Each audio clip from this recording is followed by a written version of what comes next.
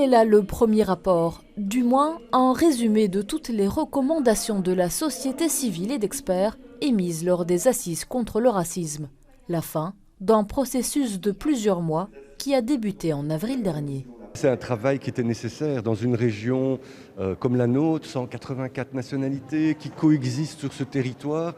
Comment faire coexister? Quels sont les problèmes aujourd'hui que notre population vit?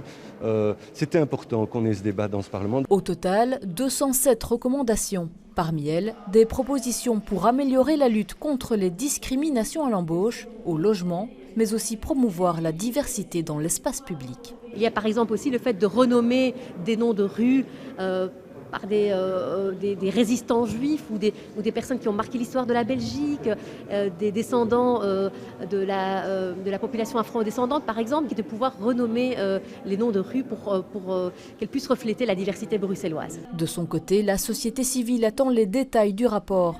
Les associations espèrent y retrouver un maximum de leurs propositions. La première impression que nous avons eue, c'est que beaucoup de parlementaires qui étaient là aux plénières découvraient le monde antiraciste, le vécu de chaque personne, le ressenti des Bruxellois, qu'ils soient de Molenbeek ou de Uccle. Mais on a été écoutés. Est-ce qu'on a été attentif à ce qu'on a dit? Pas toujours. Prochaine étape, le rapport sera transmis au gouvernement bruxellois pour l'aider dans son plan régional de lutte contre le racisme.